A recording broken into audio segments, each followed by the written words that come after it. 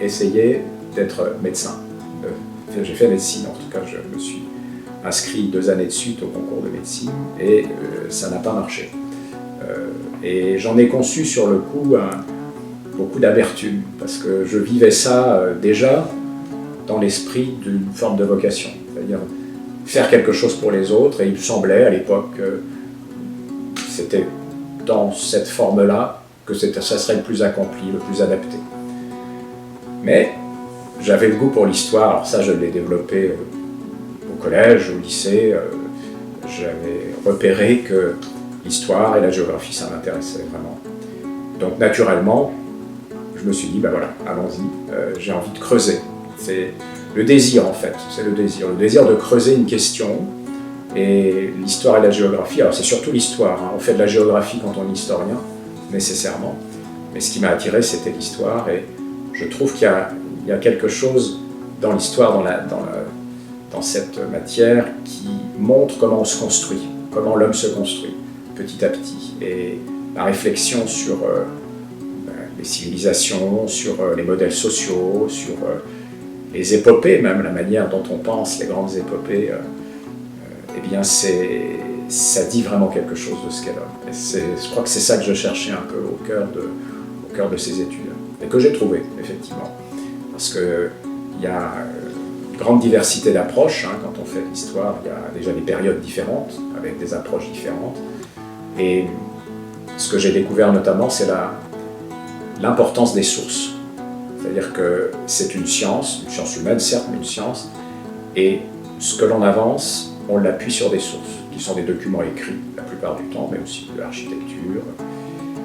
Et ça a été vraiment passionnant, de se dire qu'on peut accéder à la compréhension de quelque chose à partir d'éléments, de faits qui sont là, mais que l'on interprète aussi. C'est-à-dire qu'il y a un deuxième temps dans le travail de l'historien, c'est rassembler ce que les sources lui donnent et élaborer un récit, une théorie sur quelque chose. Et ça, on en est quand même, quand je parle de ça, dans la phase début de la recherche, c'est-à-dire quand on arrive en maîtrise.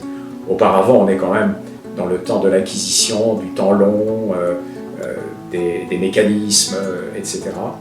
Et ça, c'est aussi tout à fait passionnant. Il y a de la découverte, il y a de l'exotisme. C'est tout à fait exotique d'étudier l'histoire romaine. C'est tellement différent de ce qu'est notre époque. On fait des voyages à chaque fois. On voyage dans d'autres époques, dans d'autres lieux. Alors, en fait, c'est savoureux, quoi.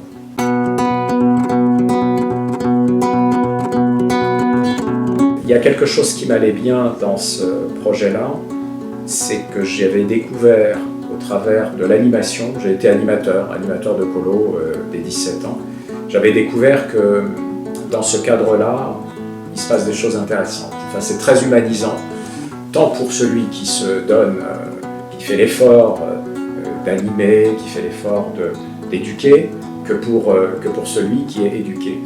Et je trouve cette relation intéressante, la relation d'éducateur à jeune intéressant. Et donc la prolonger dans un autre cadre qu'un cadre de vacances, ça me paraissait intéressant. D'autant plus que c'est vraiment une matière qui m'intéressait aussi. Et quand on est intéressé par quelque chose, je dirais presque passionné, mais le mot est un peu galvaudé, le désir de le donner vient très vite en fait. Et donc la transmission est quelque chose qui m'a plu dans l'enseignement, dans l'idée d'enseigner.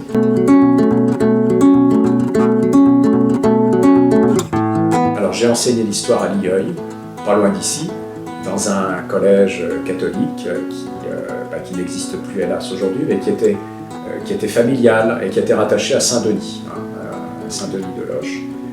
Il y avait en plus une proposition catholique qui m'a plu, qui me plaisait.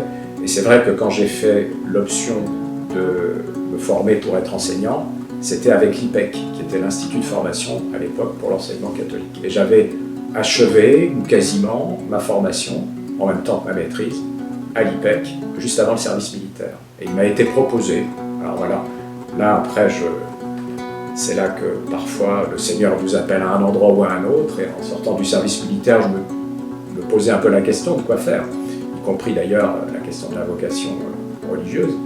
Et bien c'est ça qui est arrivé. la proposition qui est arrivée, c'est un poste, en tout cas à 3/4 de temps, de remplaçant à l'IEU, que j'ai pris en disant allons-y. Et ça correspondait en plus avec le désir de m'émanciper à ce moment-là, de me mettre à travailler. Sortant du service militaire, je ne me voyais pas reprendre des études, même si ça pouvait être intéressant, mais le temps était passé de ça. En tout cas, dans le cadre de l'histoire, et c'est pour ça que je regrette vraiment pas d'avoir dit à ce moment-là, on arrête les études et on passe à autre chose. Voilà, c'est le moment de passer à autre chose.